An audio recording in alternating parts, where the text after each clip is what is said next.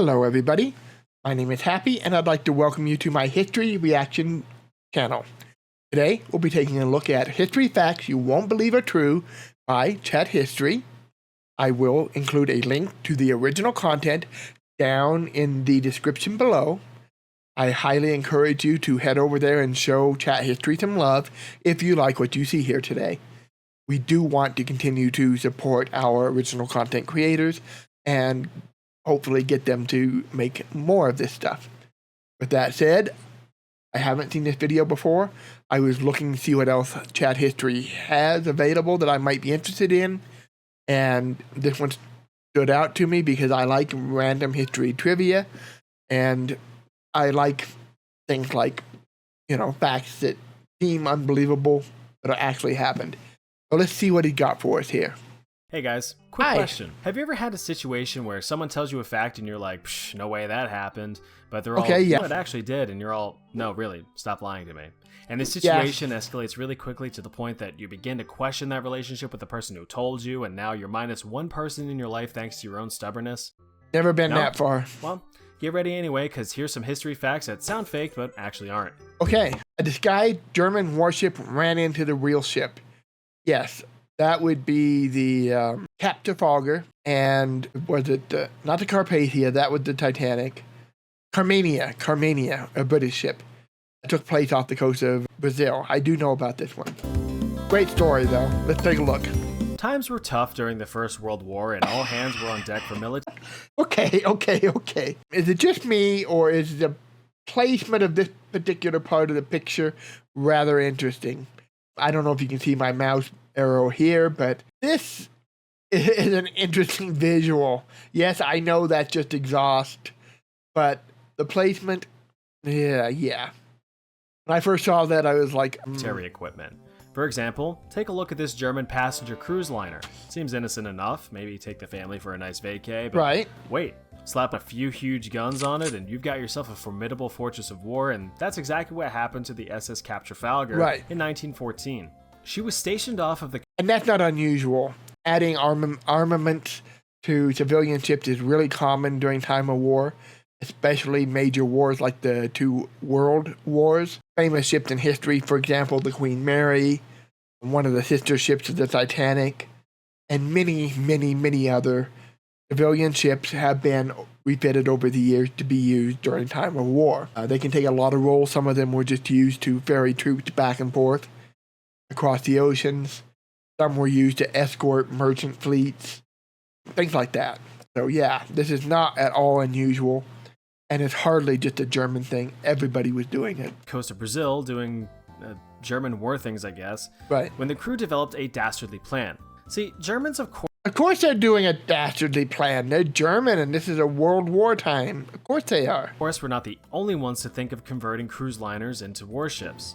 Exactly. Great Britain had their own HMS Carmania, strapped to the keel with enough guns to make an American's pants feel tighter than usual. Well, the German crew decided to set up a trap for the British Navy by disguising their ship as the Carmania, giving it a fresh coat of paint and flying under the British flag. What the Germans didn't know about the Carmania was that it was stationed near Bermuda, north of where they were. The British knew Germans were doing some evil German war things off the coast of South America and went to sniff around.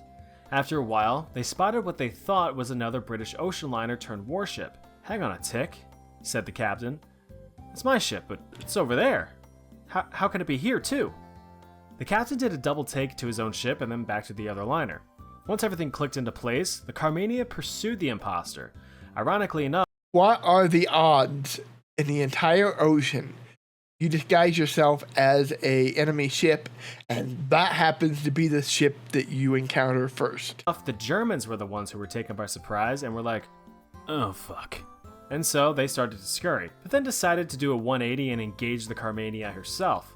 After 2 hours of back and forth gunfire... I doubt they were doing back and forth gunfire with revolvers, but maybe I'm wrong. Cap Trafalgar was sunk by the very ship it disguised itself as. Okay, fact 2, a man survived both Japanese atomic bomb strikes in World War II. Yeah, I knew that one too.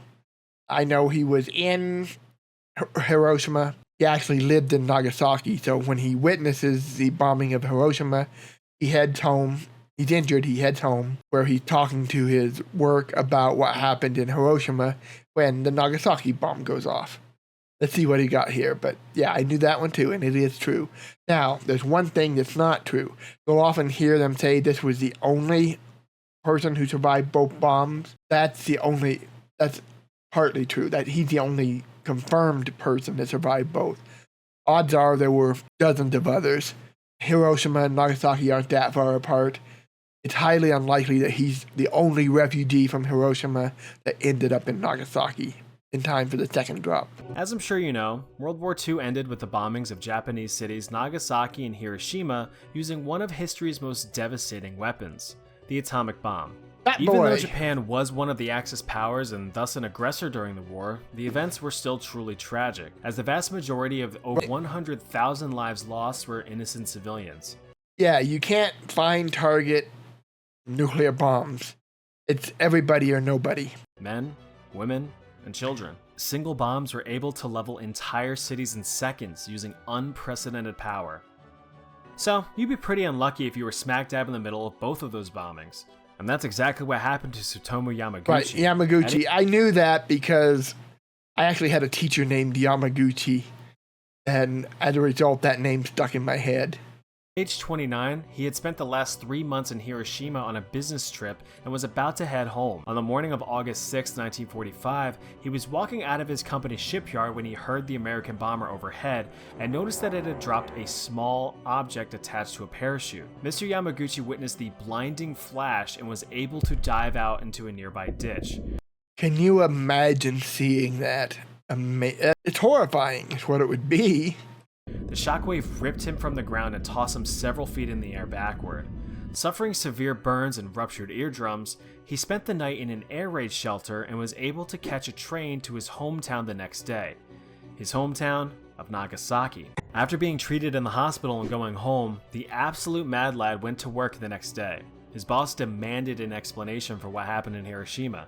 When Mr. Yamaguchi discussed the bomb, his manager called him crazy since a single bomb couldn't wipe out an entire city. Yeah, it would sound crazy at the time. It absolutely would sound like a lunatic. Well, what did it look like? Asked the manager. Mr. Yamaguchi looked like that. Out of his office to see another blinding flash of light. Well, something like that. Yeah, a second exactly. atomic bomb devastated the city of Nagasaki, but fortunately left Mr. Yamaguchi relatively unscathed, and in the coming years he would become a spokesperson against nuclear weapons. He was officially recognized by the Japanese government as the only Niju Hibakusha, or twice-bombed person, though it is believed that as many as 165 people survived both bombings. Yeah, I wouldn't be surprised because they were close together. He got there pretty quickly. And people would have been fleeing Hiroshima. I find it very hard to believe that other refugees didn't make it there. Okay, Alexander the Great was buried alive. Okay, I'm familiar with this theory. I don't agree with it. I mean, yeah, it's possible. I'm not saying it's not possible. But saying this is a history fact? No, it's not a fact. It's a theory. It's one of many. But yeah, it's a possibility. And let him say what he's going to say. Then I'll tell you why I disagree with this. If you're unaware, Alexander was pretty great. You don't get that title for nothing. He was. At age 20, he was made king of his home country of Macedonia after his father kicked the bucket from an infectious disease called... He didn't die of disease. He was assassinated. Being stabbed with a knife. Once he Okay. Teach me to be preemptive. assumed the throne, Alexander was all, well, time to conquer everything, I guess. And so he did. Beginning with his daddy's dream of kicking the ever-loving shit out of Persia. He then moved on to the Middle East, and then Asia, where, he conquered that too, declaring himself King of Asia. I could be wrong, but I don't think he crowned himself Burger King. This started to go to his head a little bit because he started to develop a god complex. He named many newly found cities after himself and even stamped his own face on the money. He thought of himself as a divine being because of all of his triumphs. Yeah, and this feeds into why I don't agree with it, but again, we'll discuss that later. Which, rightly so. I mean, whenever I get a sub 30 and a 16-star Super Mario 64 speedrun, I'm like, yeah, I'm the best. Across 11 years of conquering the lands... Is that supposed to be Aristotle? I know that Aristotle taught Alexander, and it looked like he's a scholar, so... Aristotle, I'm assuming? Alexander never lost a single major battle. But no matter how strong notorious or determined you are, you can't beat death. Oh, true. In 323 BC, at age 32, Alexander started to feel a tad ill. Okay. After suffering 12 days of excruciating pain, he passed away. Or so everyone thought. The weird thing was that once he was declared dead, his body showed no signs of decomposition for over 6 whole days, which played into theories of his divinity. But since Exactly, and that's one of the reasons I have a problem with this, but let's keep going. divine beings don't exist, ooh, hot take, modern day scientists now believe that Alexander the Great may have suffered from Guillain-Barré syndrome, a rare Okay. disorder in which your immune system attacks your nerves. As a result, it is likely that Alex was fully paralyzed, but still Possible, not likely. It's a rare condition. very much alive, which explains why his body did not decompose. So There's a simpler explanation. when he's being buried for being like totally dead, he might have been completely conscious and aware during the entire burial. Possible, it did happen. It was actually a very common fear at certain points in history. And that's worse than a sleep paralysis demon. Yeah, so why do I object to this? Or at least why do I question it? Well, some of it ties to this whole concept of Alexander as a divinity, or semi-divine at the very least. This is not unusual in history to have stories of this kind of person not decaying after death. It's part of the mythology and the legends that evolve around this kind of person. So I'm not surprised at all we hear this. This is not unusual. It goes clear into the 20th century.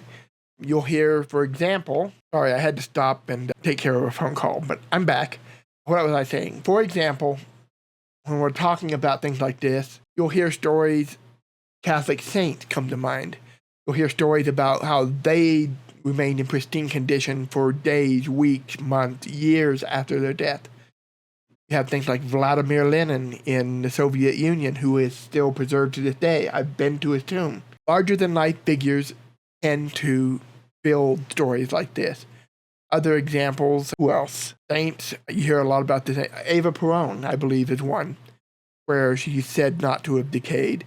She may have been embalmed and all that, but there's this mythology that kind of builds around these people. Not thinking of any other specific examples off the top of my head, but I know there were several.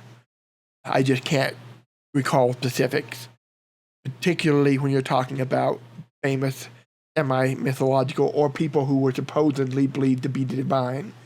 It's not surprising that stories like this come out of this, but we gotta kind of not take them immediately as gospel. Yes, that may be true. This does happen sometimes. It may be something like embalming. It can do this, especially in more recent cases. But like I said, Lenin's a good example where he lay in state and people were so impressed about the appearance. Well, yeah, they preserved him. But that doesn't stop the legends from building around that. And Eva Peron, and like I said, saints dating way back. This is not uncommon, unheard of. So that's one reason I'm suspicious. The second reason is it's a very rare condition. It's far more likely he died of something much more mundane and common. But it's not out of the question. I mean, that could be what happened to him. Anyway, enough about that.